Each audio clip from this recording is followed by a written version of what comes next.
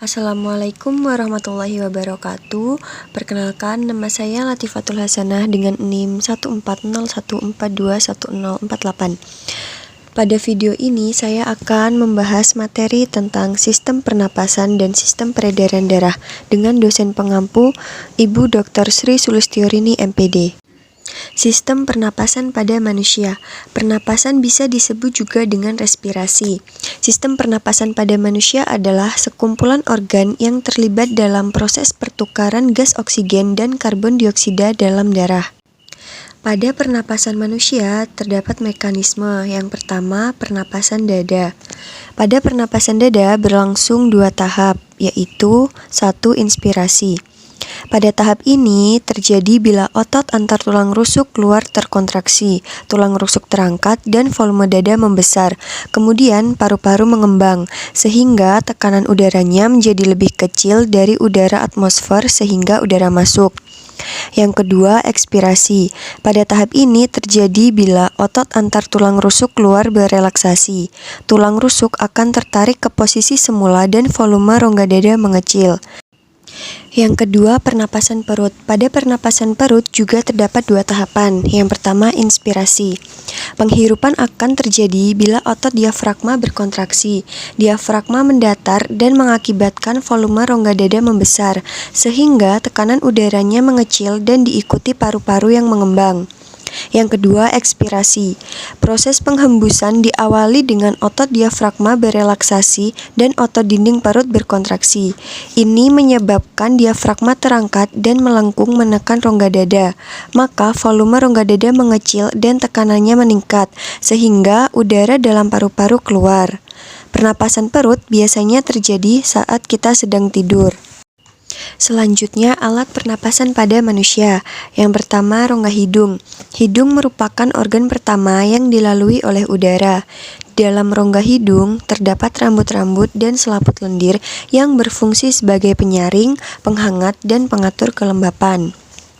Yang kedua, faring. Merupakan persimpangan antara kerongkongan dan sebagai pengatur jalan masuk ke kerongkongan dan tenggorokan.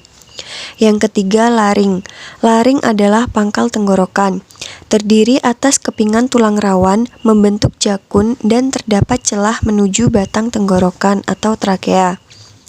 Yang keempat, trakea atau batang tenggorokan. Berupa pipa yang dindingnya terdiri atas 3 lapisan, yaitu lapisan luar terdiri atas jaringan ikat, lapisan tengah terdiri atas otot polos dan cincin tulang rawan, dan lapisan dalam terdiri atas jaringan epitelium basilia. Yang kelima, bronkus. Bronkus merupakan percabangan trakea yang menuju paru-paru kanan dan kiri. Struktur bronkus sama dengan trakea, hanya dindingnya lebih halus. Yang keenam, bronkeolus. Bronkeolus adalah percabangan dari bronkus. Saluran ini lebih halus dan dindingnya lebih tipis. Yang ketujuh, alveolus. Alveolus merupakan saluran udara untuk membentuk gelembung-gelembung udara. Dan yang kedelapan, paru-paru. Paru-paru berjumlah sepasang, terletak di dalam rongga dada kiri dan kanan. Selanjutnya, pernapasan pada hewan. Yang pertama, reptil. Reptil adalah hewan yang merayap. Sistem pernapasan pada reptil menggunakan paru-paru. Yang kedua, mamalia. Sistem pernapasan hewan mamalia melalui paru-paru. Udara yang dihirup akan masuk ke lubang hidung, tenggorokan, kemudian ke paru-paru. Yang ketiga, burung. Burung memiliki sistem pernapasan yang sama dengan mamalia, yaitu dengan paru-paru. Namun, paru-paru burung berbeda dengan mamalia yang mengembang dan mengempis. Yang keempat, amfibi. Amfibi adalah hewan yang istimewa karena dapat hidup di 2 alam, yaitu di darat dan di air. Contohnya adalah katak. Sebelum menjadi katak, berudu bernapas dengan insang. Setelah menjadi katak dewasa, bernapas menggunakan paru-paru. Yang kelima, cacing. Sistem pernapasan cacing menggunakan kulitnya. Hal ini sama dengan sistem pernapasan hewan amfibi. Cacing memiliki kulit yang basah karena hidup di dalam tanah. Yang keenam, serangga. Serangga bernapas menggunakan trakea. Udara masuk melalui stigma atau lubang-lubang kecil yang ada di sisi samping serangga. Materi selanjutnya yaitu sistem peredaran darah manusia. Sistem peredaran darah adalah suatu sistem organ yang berfungsi memindahkan zat dari satu sel ke sel yang lain. Sistem peredaran darah pada manusia juga disebut sistem peredaran darah rangkap. Artinya, darah melewati jantung sebanyak 2 kali dalam 1 kali edar, yaitu saat darah beredar menuju ke paru-paru dan saat darah beredar menuju ke seluruh tubuh. Dalam sistem peredaran darah dibagi menjadi 2, yaitu sistem peredaran darah besar dan sistem peredaran darah kecil. Yang pertama, sistem peredaran darah besar atau sistemik. Secara sederhana, peredaran darah besar atau sistemik digambarkan sebagai aliran darah dari jantung ke seluruh tubuh dan kembali lagi ke jantung.